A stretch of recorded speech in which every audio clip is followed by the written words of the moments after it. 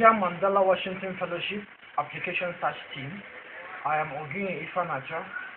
I am glad to have you here listening to me. This is my third time applying for the Mandela Washington Fellowship, and I was thinking, what can I do to make this application better and sweeter than the previous 2015-2016 attempts? Something actually came into my mind. It's just most organizations, local and international organizations, are going into electronic mass medium communication technology to drive their growth. And that is why I thought it wise to adopt this method to project my application in this application. And I hope and I believe that in this program I will use the YouTube, the Facebook, the Twitter to project the Mandela Washington Fellowship, the Young African Leadership Initiative Network, my United States host organization, host community, their activities, their potentials, their challenges, including their limitations and the achievements of both the local and international communities if my application is favored. I am the co-founder and director of Oguine Electrical Stores. I started my business in 2015 working with two staff and have been able to drive my annual sales revenue from 1.2 million naira to 3.02 million naira in 2 years. Previously, I was the general manager of Oguine & Sons. I pride myself on being a self-taught, self-starter and hard-working professional entrepreneur who helped my former employer to survive recession by designing and implementing successful business models that helps to generate a monthly credit facility worth over 600,000 from 5 different clients in Lagos through regular phone calls and waybill. This transformed the annual sales revenue of the company from 3.2 million naira to 8.23 million naira in 6 years. In this position, I was privileged to work with and train staff who are currently professional sales director in Nigeria. One practical skill, tools and attributes I realized was essential for me to achieve this business turnaround is my leadership, interactive, motivational, and team player abilities, including honesty and loyalty that motivated my team members, colleagues, subordinates, including my clients in Lagos, to make a commitment, a dedication of over 100% to the business. Previously, I volunteered as a chemistry and biology class teacher at National High School in Tebi in Akwa Ibom State for 12 months. In this position, there was a paradigm shift in the average number of students who recorded success in their external examination after assuming this position. In fact, the figure moved from 10% to 18% in 12 months. I also volunteered for National Youth Service Corps, National Drug Law Enforcement Agency Drug Free Club for 1 year, where I led groups to create a massive awareness campaign on drug abuse. In one of our usual sittings and outing programs where village and community leaders were in attendance to, after the program, they invited our groups to conduct similar awareness campaign programs in community schools in the village, including the one hosted at the palace of the paramount pillar of Ed local government of Akwa Ibom State.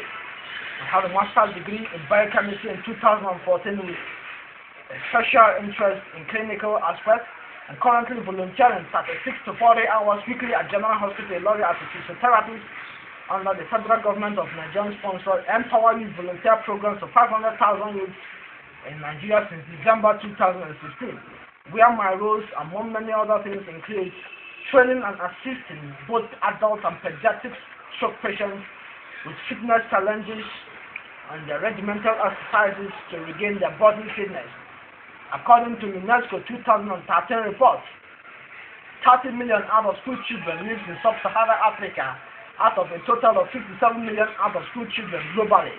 This means that Africa contributes 47% of the out-of-school children population in the global environment, with Nigeria, Yemen, Mali, South Africa, Ethiopia, Cote d'Ivoire contributing 10.5 million, 0.9 million, 0.8 million, 0.7 million, 2.4 million, and 1.2 million people respectively to this global population of out-of-school children, while Kenya, Burkina Faso, Niger contribute each 1 million to this population. I do not have a concrete figure of U.S. contribution of the out-of-school children globally. However, my research indicates that the youth literacy level in South America and Europe are among the highest, with 90% to 100% literacy level. Regrettably, my country, Nigeria, contributing 10.5 million people to this figure means that Nigeria contributes 35% of this figure in Africa and by extension 18.42% in the global environment. In fact, Nigeria records the highest number of out-of-school children globally. Nigeria has remained in this position for quite some time. This is a disheartening and mind-boggling position for Nigeria because Nigeria ranks the 8th position as the greatest producer of oil and gas in the global environment. I see no reason why Nigeria should take the lead in this category because Nigeria has the resources.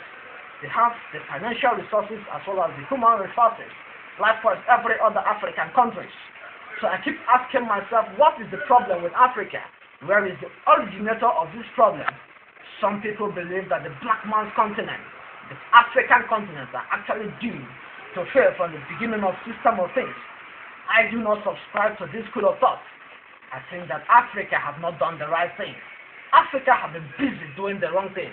In fact, let me say that the government and the people of Africa have not invested wisely in our youth development capacity programs. They have not invested wisely in health. They have not invested wisely in education, research, science and technology, and they have not taken the right steps in the necessary direction to avert the consequences of this great neglect. Available records also shows that nearly half of the total number of university graduates in Africa are out of job. Also, it has been established that 14 million young Africans, out of a total of 200 million young Africans between the ages of 15 to 24, are in unstable employment. 18 million are looking for jobs, while 22 million have already given up the search. Only a minority of people in this age group have what we call a good job.